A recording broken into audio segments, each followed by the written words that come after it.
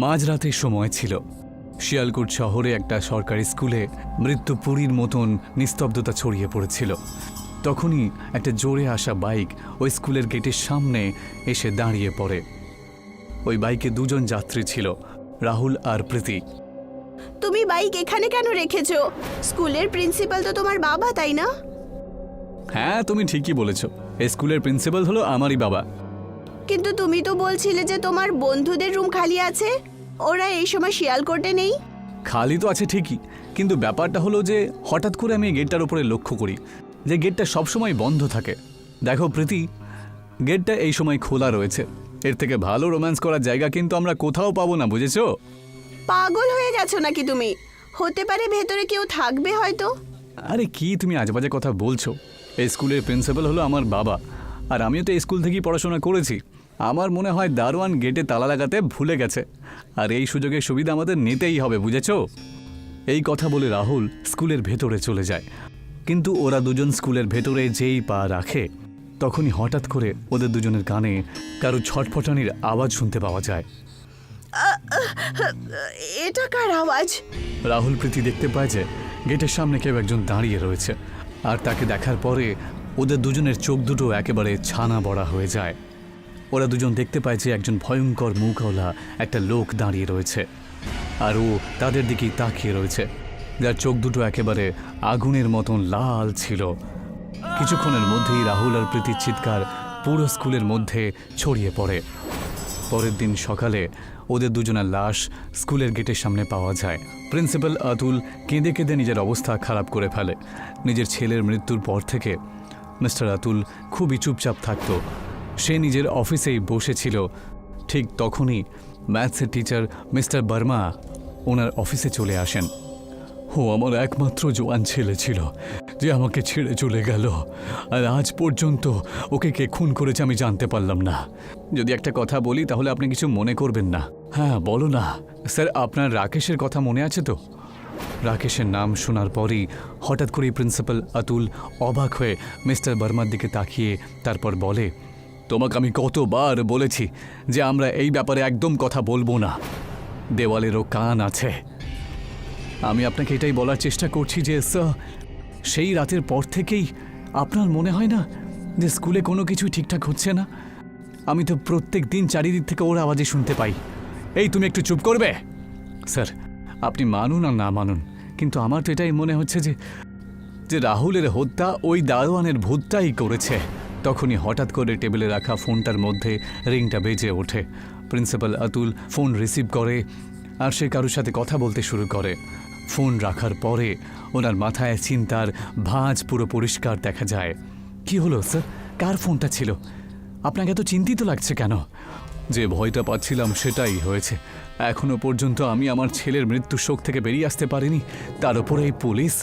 Sir, আপনি কি বলতে চাইছেন? রাকেশের মা আমাদের সবার বিরুদ্ধে, এই স্কুলের বিরুদ্ধে পুলিশে কমপ্লেন করেছে। যদিও পুলিশ ওনার কথার উপরে পুরোপুরি বিশ্বাস করেনি, কিন্তু তবুও এই স্কুলের তল্লাশি নিতে চাইছেন উনি।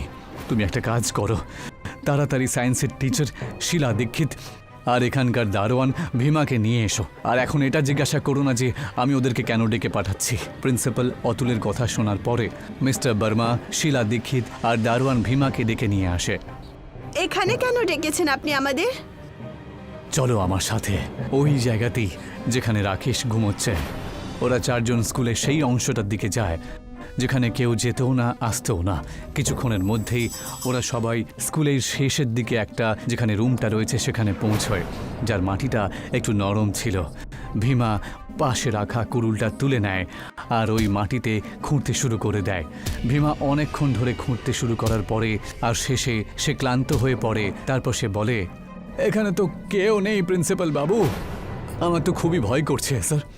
এমন তো নয় যে আবার যে রাকেশের বডি আমাদের অনুপস্থিতিতে কেউ বের করে নিয়েছে আর সে তার সমস্ত কথা রাকেশের মাকে বলে দিয়েছে?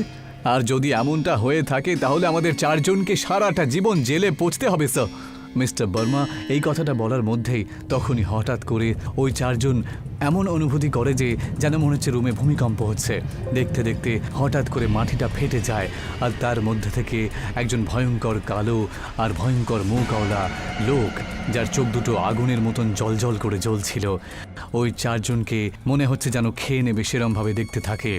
ওই লোকটার পুরো মুখ আর সারা শরীর কালো হয়ে গিয়েছিল। এটা দেখার পরে শিলা দীক্ষির গলা থেকে একটা জোর চিৎকার বেরিয়ে আসে, এটা কি করে হতে পারে? তুমি তো মরে গেছো। প্রিন্সিপাল অতুল এই কথা বলার মধ্যেই তারই মধ্যে ওই ভয়ঙ্কর লোকটার হাত থেকে নেকড়ের মতন নখ বেরিয়ে চলে আসে। এক পাঞ্জাতেই ভীমার গর্দানে নিজের ভয়ঙ্কর নখ দুটো ঢুকিয়ে দেয়। ভীমা যন্ত্রণায় ছটফট করতে করতে ওখানেই মারা যায়। শিলা দীক্ষিত চিৎকার করতে করতে ওই রুম থেকে পালানোর চেষ্টা করে, কিন্তু হঠাৎ করে দরজাটা বিশাল আওয়াজ হয়ে বন্ধ হয়ে যায়। হঠাৎ করেই ওই ভয়ঙ্কর দেখতেওয়ালা লোকটা পাগলের মতন হাসতে শুরু করে। ওর লম্বা লম্বা ভয়ঙ্কর দাঁত দেখে একদম ছুরির মতন মনে হচ্ছিল। সে আনন্দের সাথে তার ভয়ঙ্কর আর ধারালো দাঁতগুলোকে শিলা দীক্ষিতের গলার মধ্যে বসিয়ে দেয়। কিছুক্ষণের মধ্যেই শিলা দীক্ষিত ওখানেই একেবারে লাশ হয়ে যায়, আর শরীরটা নির্জীব হয়ে মাটিতেই পড়ে থাকে। ওই পিশাচটা শিলা দীক্ষিতের শরীর থেকে রক্তের এক একটা ফোঁটা বের করে নেয়। তখনই মিস্টার বর্মা মাটিতে হাঁটুর বলে বসে পড়ে। আমাদেরকে ক্ষমা করে দাও রাকেশ, এতে আমার কোনো দোষ ছিল না। সত্যি তো এটাই যে আমি তোমাকে মারতে চাইছিলাম না। তোমাকে যদি মারতেই হয় তাহলে এই প্রিন্সিপালটাকে মেরে দাও। আমরা সবাই এর কথা শুনি এইসব করেছি। আরে কি আজে বাজে কথা বলছো তুমি? যখন তুমি তোমার প্রাণের ওপর অ্যাটাক এলো তখন তুমি আমাকে দোষ দিচ্ছ। কিন্তু ওই ভয়ঙ্কর মুখওয়ালা লোকটা মিস্টার বর্মার কোনো কথা শোনে না। ও তার নিজের হাতের সাহায্যে মিস্টার বর্মার গলা শক্ত করে চিপে ধরে। তখনই হঠাৎ করে দরজাটা ধরাম করে আওয়াজ হয়ে খুলে যায়।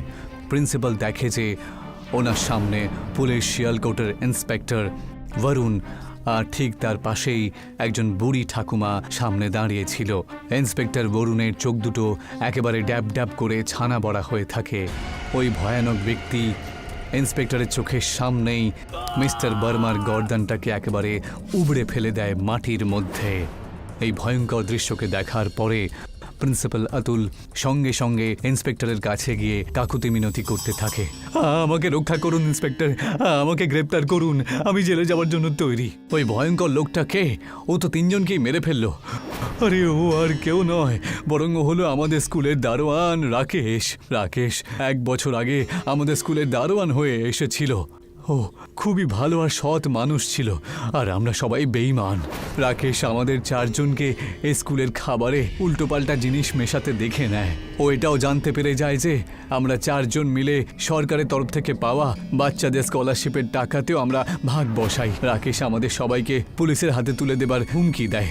একদিন রাত্রে আমি মিস্টার বর্মা আর শিলা দীক্ষিত মিলে রাকেশকে ভুল বুঝিয়ে ডেকে পাঠাই, আর এই ঘরের মধ্যে ভীমা সাহায্যে ওকে হত্যা করি, আর ওর শরীরটাকে এই ঘরের মধ্যে আমরা পুঁতে দিই।